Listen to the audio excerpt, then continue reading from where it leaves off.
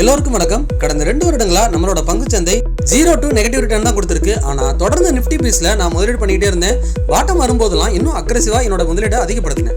இப்போ அதனோட XIRR பாத்தீங்கன்னா 8% இருக்கு. இது எப்படி சாத்தியம் அப்படின்னா, நான் பங்குச்சந்தை எப்பெல்லாம் ரொம்ப லோ வேல்யூவேஷன் போகுதோ இல்ல 22,000 நோக்கி நம்ம நிஃப்டி போறப்பெல்லாம் நான் நிஃப்டி பீஸை இன்னும் கொஞ்சம் அதிகமாகவே விளக்கத்துக்கு மாற வாங்க ஆரம்பிச்சேன். அதனாலதான் இப்போ எனக்கு பிளஸ்லயே வந்துருச்சுன்னு சொல்லலாம். ஸோ அதே போலதான் பேங்க் பீஸ்லையும் கடந்த 2 வருஷமா நான் இன்வெஸ்ட் பண்ணிட்டே வரேன். அதே போல மார்க்கெட் கீழே போகும்போதெல்லாம் அதிகமாக இன்வெஸ்ட் பண்ணேன். பேங்க் பீஸோட XIRR 18% இருக்கு. நிஃப்டியை காட்டிலும் பேங்க் நிஃப்டி கொஞ்சம் நல்ல ரிட்டர்னே கொடுத்துருக்கு. ஏன் அப்படின்னா, பேங்க் நிஃப்டி அதனோட 2024 ஹையை பிரேக் பண்ணி வர்த்தகம் நடந்துட்டு இருக்கு. நிஃப்டி அந்த 2024 ஹையை இன்னும் பிரேக் பண்ண கிடையாது. அது மட்டும் இல்ல, இப்பவுமே நிஃப்டியை காட்டிலும் பேங்க் நிஃப்டி வேல்யூவேஷன்ல பெட்டரா இருக்குன்னு நம்ம நிறைய முறை பேசியிருக்கோம். இங்க பாத்தீங்கன்னா பேங்க் நிஃப்டியோட பிரைஸ் டு புக் ஏற்கனவே 1.7ல இருக்கு. இது கடந்த 5 வருடத்துல இப்ப இருக்கிற 1.6 பிரைஸ் டு புக் தான் ரொம்பவே குறைவான வேல்யூவேஷன்ல வர்த்தகம் நடந்துட்டு இருக்கு. ஸோ அதே போல கடந்த 10 வருடங்களை எடுத்துக்கிட்டாலுமே பேங்க் நிஃப்டி கோவிடுக்கு அப்புறம் இப்பதான் அதே ஈக்குவலான வேல்யூவேஷன்ல 1.6 1.7 அந்த ரேஞ்சில் வர்த்தகம் நடந்துருக்கு. சில பங்குகளுமே பெட்டரான இடத்துல வேல்யூவேஷன்ல வர்த்தகம் நடந்துட்டு இருக்குது. அதனால தொடர்ந்து பேங்க் வீசா நான் இன்வெஸ்ட் பண்ணிட்டு வரேன். இதை தாண்டிலும் என்னோட மியூச்சுவல் ஃபண்ட்ல பாத்தீங்கன்னா இங்க எந்த ஒரு மியூச்சுவல் ஃபண்டையும் நான் ரெஃபர் பண்ணல. ஜஸ்ட் எஜுகேஷனல் பர்பஸ் தான். மிட் கேப் 150 இண்டெக்ஸோட ஃபண்டில் நான் இந்த 2 வருஷத்துல முதலீடு பண்ணிட்டு இருந்தேன். அதனோட XIRR பாத்தீங்கன்னா ஏற்கனவே 15% இருக்கு. ஆனா இதுல மிக குறைவான முதலீடு தான் இருக்கும். ஏன்னா பர்சனல் ரீசனுக்காக நிறைய எக்ஸிட் பண்ணிட்டேன். அதே போல ஸ்மால் கேப் இண்டெக்ஸ்லயும் பாத்தீங்கன்னா நான் முதலீடு பண்ணியிருந்தேன். அதனோட XIRR பாத்தீங்கன்னா 35% காட்டுது. இந்த முதலீடு எல்லாமே நான் பங்குச்சந்தை எப்போ லோல 22,000 போனுச்சோ அப்பெல்லாம் நான் அதிகப்படுத்திட்டு இருந்தேன். அதனாலதான் இப்போ இதனோட XIRR ரொம்ப அதிகமாவே காட்டிட்டு இருக்கு. இது போல நான் எந்தெந்த டைம்ல எந்தெந்த செக்டார்ல இல்ல எதுல என்னோட முதலீடுகளை அதிகப்படுத்தினேன் அப்படின்னு தெரிஞ்சுக்கிறதுக்கு என்னோட டெலிகிராம் சேனல் லிங்க் கொடுங்க. சர்ச் பண்ணி ஜாயின் பண்ணிக்கோங்க. ஏன்னா கடந்த 2 மாதங்களா நான் என்னென்னலாம் இன்வெஸ்ட் பண்ணிட்டு இருக்கேன், இப்போ எதுல நான் அதிகமா என்னோட இன்வெஸ்ட்மெண்ட்டை அதிகப்படுத்தி இருக்கிறேங்கிற டீட்டெயிலாம் தொடர்ச்சியா போஸ்ட் பண்ணிட்டு இருக்கேன். மறக்காம டெலிகிராம் சேனல் லிங்க் கொடுக்குறேன். சர்ச் பண்ணி ஜாயின் பண்ணிக்கோங்க. நான் Govind, AMFI register mutual fund distributor and IRDA certified insurance advisor. August மாதத்தில் FII இது வரைக்கும் ஸ்டில் பையிங்கில் தான் இருக்காங்க. ஒரு 2,500 கோடி தக்க வச்சுட்டு இருக்காங்க. ஸோ கடந்த வாரத்தில் கொஞ்சம் செல்லிங் இருந்தாலுமே ஓவரால் பையிங்கில் தான் இருக்கிறாங்க. 2025 மார்ச், ஏப்ரல், மே, ஜூன் இந்த 4 மாதங்களில் தொடர்ச்சியாக FII பை பண்ணாங்க. அந்த 4 மாதங்களில் நம்மளோட நிஃப்டி 22,000 25,600 வரைக்கும் உயர்ந்ததை நம்ம இங்கே பார்க்குறோம். ஸோ அதே போல் இப்போ ஆகஸ்ட் மந்தில் தான் ஓரளவுக்கு பையிங்கை தக்க வச்சுட்டு இருக்கிறாங்க. செல்லிங் வந்தாலுமே ஓவரால் ஒரு 2,000 கோடி பையிங்கில் இருக்காங்க. இன்னும் ஒரு வாரம் வர்த்தகம் இருக்குது. ஸோ தொடர்ச்சியாக இதை தக்க வச்சுட்டாங்க. வரக்கூடிய அடுத்த செப்டம்பர், அக்டோபர் மாதங்கள்லையும் பையிங்கில் இருந்தாங்கன்னா எப்படி 2025 மார்ச், ஏப்ரல், மே, ஜூன் இந்த 4 மாதங்கள் தொடர் பையிங்கில் இருந்ததுனால பங்குச்சந்தையும் தொடர்ச்சியாக 2,500 புள்ளிகள் உயர்ந்தது. ஸோ அதே போல் இப்பயும் ஒரு 2 மாதங்கள் தொடர்ச்சியாக பை பண்ண ஆரம்பித்தாங்கன்னா பங்குச்சந்தை 26,000 போகிறதுக்கு அதிகமான வாய்ப்பு இருக்கிறதா தான் நான் பார்க்குறேன். அது மட்டும் இல்லாமல் ஜப்பானோட நிக்கி அண்டு சைனாவோட ஹாங்சங் பங்குச்சந்தையெல்லாம் ஒரு நல்ல ரேலிக்கு அப்புறம் இந்த வருடம் இப்போ ஒரு இறக்கத்துக்கு உள்ளாகி இருக்கு.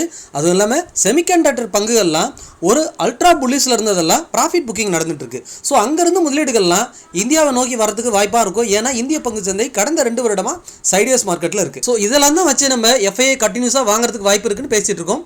கடந்த வாரத்தில் ஒரு நல்ல பாசிட்டிவ் இருந்த செக்டார்னு பார்த்தீங்கன்னா மெட்டல் ஸ்டாக் தான். மெட்டல் இண்டெக்ஸ் வந்துட்டு ஒரு நல்ல பாசிட்டிவ் மூமெண்டம் இருந்தது. கோல்டு, சில்வர் எல்லாமே இருந்ததை நம்மளால் பார்க்க முடியுது. என்ன இருந்தாலும் 14,000ங்கிற அதனோட ப்ரீவியஸ் கையை பிரேக் பண்ணால் மட்டும்தான் அடுத்த ஒரு புல்லிஸ் போகிறதுக்கு அதிகமான பாசிபிலிட்டி இருக்குது. 14,000 பிரேக் பண்ணிச்சுன்னா அடுத்த ஒரு ரேலியும் இருக்கிறதுக்கு வாய்ப்பு இருக்குது. நம்ம வெயிட் பண்ணி பார்க்கலாம். ஸோ அடுத்ததாக பார்த்தீங்கன்னா ரியாலிட்டி துறை பங்குகள்லாம் தொடர்ச்சியாக புல்லிஷில் இருக்கிறத நம்ம பார்க்குறோம். ரியாலிட்டி செக்டாருமே பார்த்தீங்கன்னா இந்த லாங் டைம் ட்ரெண்டை பிரேக் ஆகிருக்கு. ஆல் டைம் ஹைலேருந்து வந்த அந்த ட்ரெண்டை பிரேக் ஆகிருக்கு. தொடர்ச்சியாக ரியாலிட்டி துறை பங்குகள், ரியாலிட்டி செக்டார் பாசிட்டிவில் போகிறதுக்கு அதிகமான வாய்ப்பு இருக்குது. அடுத்தது இன்ஃப்ராஸ்ட்ரக்சர். இந்த இண்டெக்ஸும் பார்த்தீங்கன்னா கடந்த 3 மாதங்களாக ஒரே இடத்துல வர்த்தகம் நடந்துட்டு இருக்கு. இங்கே பார்த்தீங்கன்னா தெரியும், வாரங்கள் எடுத்துக்கிட்டே ஏறக்குறைய 10-12 வாரங்கள் ஆகுது. ஆனால் ஒரே இடத்துல தான் வர்த்தகம் நடந்துருக்கு. இந்த ஒரு பாக்ஸுக்குள்ளேயே தான் வர்த்தகம் நடந்துட்டு இருக்கு.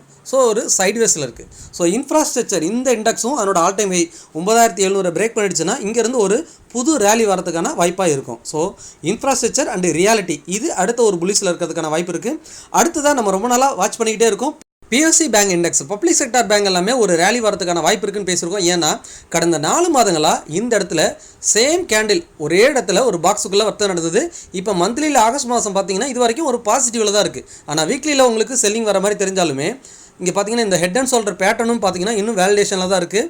நம்ம நிறைய முறை பேசியிருக்கோம். இந்த 9,000 பிரேக் பண்ணிடுச்சுன்னாவே கட்டாயமாக இங்கேருந்து ஒரு ரேலி வரதுக்கான அதிகமான பாசிபிலிட்டி இருக்குது. ஸோ வெயிட் பண்ணி பார்ப்போம். என்னை பொறுத்த வரைக்கும் பிஎஸ்சி பேங்க் இண்டெக்ஸில் பப்ளிக் செக்டர் பேங்க் ரிலேட்டட் பங்குகளை வாட்ச் பண்ணி பாருங்கள். கூடி சீக்கிரம் ஒரு பிரேக் அவுட் ஆகிறதுக்கான அதிகமான பாசிபிலிட்டி இருக்கிறதா நான் பார்க்குறேன். அடுத்ததான் நிஃப்டி பேங்க் பார்த்தீங்கன்னா மந்த்லியில் இது வரைக்கும் ஒரு பெரிய செல்லிங்லாம் சொல்ல முடியாது. ஆனால் டே கேண்டிலில் நீங்கள் பார்த்தீங்கன்னா வீக்லி கேண்டிலை விட ஒரு செல்லிங் ப்ரெஷர் இருக்க மாதிரி தெரியும்.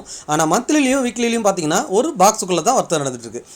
எப்படி BSc bank and reality sector, infrastructure இது எல்லாமே ஒரு ரேஞ்ச் பவுண்டில் இருக்கிற மாதிரி தான் பேங்கிங் செக்டாரும் இந்த ஒரு சூப்பரான ரேலிக்கு அப்புறம் ஒரு 56,000 57,500 58,000 இந்த ரேஞ்சுக்குள்ளேயே தான் வர்த்தகம் நடந்துட்டுருக்கு. ஸோ இதுவும் கூடிய சீக்கிரம் பிரேக் ஆகிறதுக்கு அதிகமான வாய்ப்பு இருக்குது. நான் ஏற்கனவே சொல்லியிருக்கேன், நிஃப்டி பேங்க் ரொம்பவும் பெட்டரான வேல்யூவேஷனில் இருக்குது. இப்போவும் இன்வெஸ்ட் பண்ணுறதுக்கான இடத்துல தான் இருக்குது. கடந்த வாரத்தில் அதிக செல்லிங் ப்ரெஷரில் இருந்தது பார்த்தீங்கன்னா எஃப்எம்சிஜி இண்டெக்ஸ் தான். எஃப்எம்சிஜி துறைப்பங்குகள் அதிக செல்லிங்கில் இருக்குது. ஆனாலுமே ஒரு நீண்ட கால முதலீட்டு இருக்குது. எஃப்எம்சிஜி ஒரு பெட்டரான வேல்யூவேஷனில் இருக்குது. இதையும் தொடர்ச்சியாக நம்ம பார்த்துட்ருக்கோம். 45,000 50,000 வரைக்கும் எஃப்எம்சிஜி இண்டெக்ஸ் வர்த்தகம் நடக்கிற வரைக்குமே ஒரு இன்வெஸ்ட்மெண்ட் ஆப்பர்ச்சுனிட்டி தான். இங்கே பார்த்தீங்கன்னா எஃப்எம்சிஜியோட ப்ரைஸ் டு earnings ஏறக்குறைய 33 இருக்குது. இப்போது இதையுமே நம்ம நிறைய முறை பார்த்துருக்கோம். கடந்த 5 வருடங்களில் இப்போ இருக்கிற அந்த பி ரேஷியோ 33 ரொம்ப பெட்டரான வேல்யூவேஷன். ரொம்பவும் குறைவான இடத்துல வர்த்தகம் நடந்துட்டுருக்கு. இது நமக்கு இன்வெஸ்ட் பண்ணுறதுக்கு ஒரு சூப்பரான ஆப்பர்ச்சுனிட்டி. கடந்த 10 வருடங்கள் எடுத்து பார்த்தீங்கன்னா கோவிடில் தான் ரொம்ப பெட்டரான இடத்துக்கு 30க்குலாம் போயிருக்கோம். இப்பயுமே நீண்ட காலம் முதலீட்டுருக்கு ஒரு சூப்பரான இடத்துல தான் இருக்குது. இப்போ முதலீடு பண்ண மறந்தவங்க கட்டாயமாக பின்னாடி வருத்தப்படுற அளவுக்கு தான் இருக்கும். அதனால் எஃப்எம்சிஜி ETF அண்ட் எஃப்எம்சிஜி இண்டெக்ஸில் இருக்கக்கூடிய பங்குகளில் உங்களோட ஃபினான்ஷியல் அட்வைசரை டிஸ்கஸ் பண்ணிட்டு தாராளமாக முதலீடு பண்ணலாம் அப்படிங்கிறது என்னோட கருத்து. நீங்கள் முதலீடு செய்வதற்கு முன்னாடி கட்டாயமாக அனலைஸ் பண்ணுங்கள், டிஸ்கஸ் பண்ண மறந்துடாதீங்க. அடுத்ததான் நம்ம பார்க்கக்கூடியது பார்த்தீங்கன்னா ஆட்டோ இண்டெக்ஸ் அதனோட ஆல் டைம் ஹையை பிரேக் பண்ணி ஒரு சின்ன கரெக்ஷன் தான் கொடுத்துட்ருக்கு. ஸோ இதுக்கப்புறம் இன்னும் கரெக்ஷன் வந்தாலுமே இது ஒரு இன்வெஸ்ட்மெண்ட் ஆப்பர்ச்சுனிட்டி தான் பார்க்குறேன். ஆட்டோ இண்டெக்ஸ் பொறுத்த வரைக்கும் ஆல் டைம் ஹையை உடைச்சிருக்கு. அதனோட காலாண்டு முடிவுகள்லாம் பெட்டராகவே வந்துருந்து. அதனோட சேல்ஸ் எல்லாமே சில பங்குகளில் இன்க்ரீஸ் ஆகிருந்தது. அதனால் கட்டாயமாக மேல் நோக்கி போகிறதுக்கு அதிகமான வாய்ப்பு இருக்குது. இங்கே ஃபார் எக்ஸாம்பிள் மாருதியோட அந்த ஷேரோட நம்ம சார்ட்டை மட்டும் இங்கே பார்ப்போம். இது ஜஸ்ட் ஒரு எஜுகேஷனல் பர்பஸ் மட்டும்தான். இங்கே கோவிட்லேருந்து 2020 அதனோட கரெக்ஷன்லேருந்து பார்த்தீங்கன்னா இந்த ட்ரெண்ட் லைனில் தான் ஒவ்வொரு முறையும் ஹை கொடுத்துட்டு திரும்ப டச் ஆகிட்டு மூவ் ஆகிட்டுருக்கு. ஸோ அப்படி பார்க்கும்போது இந்த ட்ரெண்ட் லைன் பக்கத்தில் தான் இப்போ மாருதியோட ஷேர் வர்த்தகம் நடந்துட்டுருக்கு. இந்த ஷேர் இங்கேருந்து சப்போர்ட் எடுத்துச்சுன்னா மேல் நோக்கி போகிறதுக்கு வாய்ப்பு இருக்கிறதா பார்க்குறேன். பட் போகுங்கிறத 100% இங்கே எதுவும் நான் சொல்லலை. கட்டாயமாக என்னோட எஜுகேஷனல் பர்பஸ் மட்டும்தான் நான் இங்கே எக்ஸ்பிளைன் பண்ணுறேன். அடுத்ததான் ஐடி இண்டெக்ஸ் நம்ம எதிர்பார்த்த மாதிரி ஒரு சைட்வேஸில் தான் இருக்கிறதுக்கு வாய்ப்பு இருக்கிறதா தோணுது. ஏன்னா இங்கே பார்த்தீங்கன்னா 26,000 இந்த 32 வரைக்குமே ஏறக்குறைய கடந்த 2022-23 காலகட்டத்திலிருந்தே இந்த ரேஞ்சுக்குள்ளே தான் நிறைய டைம் கன்சால்டேஷன் ஆகிருக்கு. அதுக்கப்புறம் தான் பிரேக் அவுட் ஆகிட்டு ஒரு ரேலி கொடுக்கும். இங்கே பார்த்தீங்கன்னா தெரியும், இந்த 26,000 32,000 இந்த ரேஞ்சை பிரேக் பண்ணால் தான் அடுத்த ஒரு ஹை லெவல் போவோம். இங்கே வீக்லியில் கன்வெர்ட் பண்ணுற பாருங்கள், அந்த ஒரு ரேஞ்ச் பவுண்ட் மார்க்கெட் எப்படி அதுக்குள்ளேயே இங்கே பார்த்தீங்கன்னா தெரியும். வீக்லியில் 2023 காலகட்டத்தில் பார்த்தீங்கன்னா இதுக்குள்ளேயே தான் திரும்ப வர்த்தகம் நடந்துட்டுருக்கு. 26,000 to 32,000 மாற்றி அதுக்குள்ளேயே தான் வர்த்தகம் நடந்துட்டு பிரேக் ஆனதுக்கப்புறம் தான் அங்கேருந்து 40,000-46,000 போகுது. ஐடி செக்டார் அண்ட் ஐடி துறை பங்குகளை பொறுத்த வரைக்கும் இன்னுமே சைட்வேஸ் போயிட்டு கூட இன்னும் ஒரு 5-6 மாதங்களுக்கு கழிச்சு பிரேக் ஆகிறதுக்கு வாய்ப்பு இருக்குது. பட் இமீடியட்டாக பிரேக் ஆனாலும் நம்ம ஆச்சரியப்படுறதுக்கு இல்லை. பட் ஆனால் எதையுமே 100% சொல்லிட முடியாது. இறுதியாக நம்ம நிஃப்டிக்கு வருவோம்.